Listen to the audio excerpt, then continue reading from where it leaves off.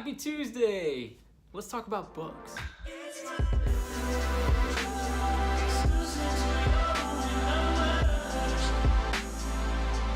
So it's that time of year, it's the beginning of the year.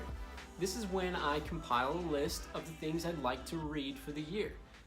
I've done this for 2016 and 2017, and boy oh boy, have I read some good ones. I thought I would create this video to share with you what I've read this last year, and then hopefully get some comments from you guys on what I should be reading this next year. My list is very short, so I need some help. One of my favorite quotes of all time is from Zig Ziglar. He says, "People often say that motivation doesn't last. Well, neither does bathing. That's why it's recommended daily." Reading is essential to anyone that's trying to start something new or do something big. It's the thing that gives us our light bulb moments. It sparks an energy in us when we've given up. It's the thing that protects us from making mistakes that other people have made. Reading is super valuable, and I think sometimes I forget how much value I get from it. All right, so I'm gonna run through a list of the books that I have read over the last year. And actually, let me clarify something. I haven't read any of them. I've listened to all of them. I'm actually a terrible reader, and so when Audible came out, it was like a whole new world was available to me. I'm gonna read this list to you in order from my least favorite to my favorite. I'm gonna tell you the name of the book, the author, and a short synopsis of each. Maybe you'll find something to add to your reading list. Number one is Be Obsessed or Be Average. This is by Grant Cardone. And it's basically a book about going all in on your business. He says, well, it could be anything, but really picking 3 things and making those your priority. If you really only have time to be good at 3 things, and that's being a good friend, being a good parent, or being good at your job. Like, you can have those 3, but anything outside of that, like hobbies or anything else you want to add in that list, like, you can only pick 3. That's kind of what the book is about. I wasn't crazy about it because it sort of feels like one of those get rich quick schemes that I just kind of push away from those.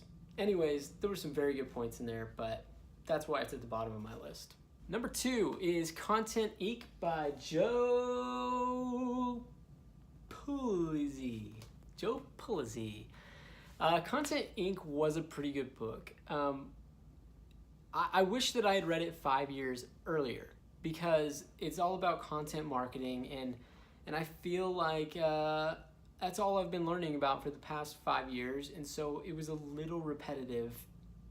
I just read it a little too late in the game. That's all. If it's new to you, if content marketing is new to you, you should check it out. Number 3 is a book about Elon Musk by Ashlee, Vance. This was a very interesting book. It was a fun read.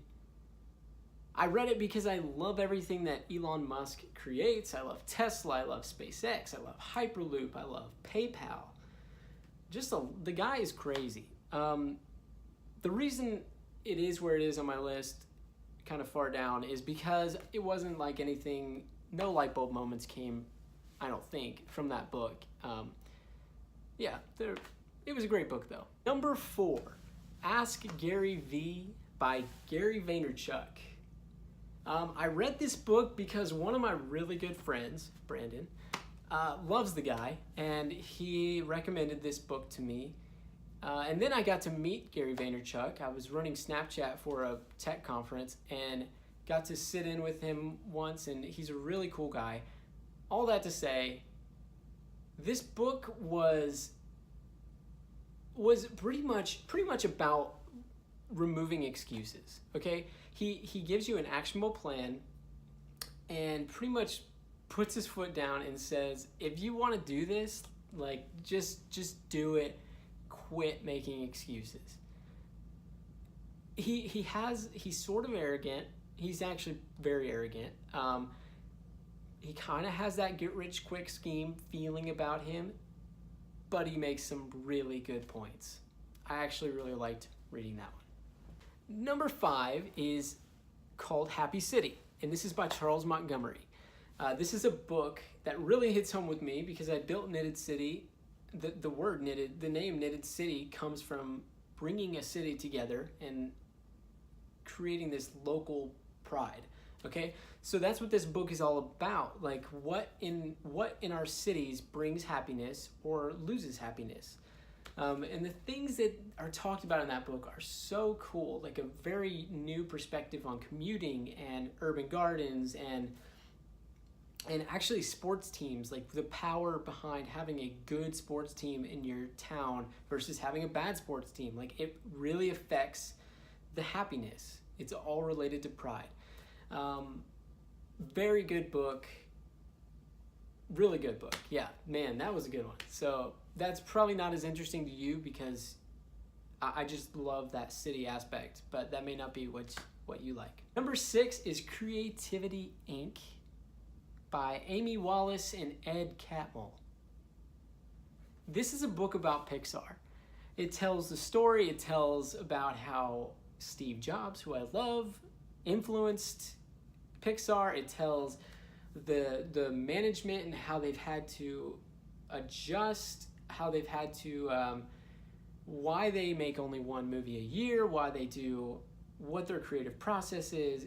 Very cool, very good for my mind to visualize how a company like that runs and how they keep their quality so high. Number 7, Start With Why by Simon Sinek. This one's pretty obvious. It's an entire book about shifting your mindset from what to why. So a lot of companies try to sell their company based on what they do.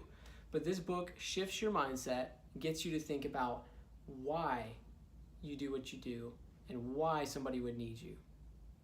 It's as simple as that. It's a really good book to shift your mind to thinking more about the why. Number 8 is The Tipping Point by Malcolm Gladwell. This is a book about what makes trends happen. It's really cool. It shares like when there's just an idea, what occurs between that idea and it breaking over that tipping point and becoming a world sensation. One of the stories in the book that I love is the story of hush puppies. Honestly, they were pretty out of style at the time, but a few very trendy, influential people in Brooklyn got a hold of the shoes, started wearing them around their town, around their city, and then it just took off like wildfire. Like it got in the hands of the right people. So that's an example of what the book is like. It's really interesting to hear the science behind what makes things happen. Number 9 is Building a Storybrand by Donald Miller. This is the final book of my list. This was my favorite one that I read this last year.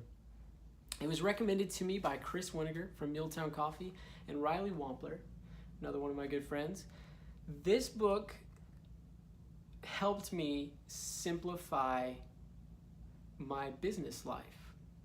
Like you always hear of all these things you need to be doing, but this book helps you cut the crap and just focus on what's valuable. And that's a super important thing. And it comes with free resources that lets you build out your own story brand. It's just super informational and it lays it out in a great way. I think you would love it. You'll have to check it out and you'll have to let me know what you think. All right, there we go. There's my list. I actually read a few more, but they weren't business related, so I'm gonna leave them off. If you have any books that you would recommend to me for this next year, please send them along. I'd love to add them to my list. My list is too short right now for midway through January. I gotta get on this. I gotta get some motivation rolling. I really hope this helped. I hope that you read some of these books. You should, they're great. Let me know what you think. Let me know your thoughts. I'm gonna put a list of my ratings of these books with links to them and my ratings below. Have a great Tuesday. Have a good week. I'll see you next Tuesday.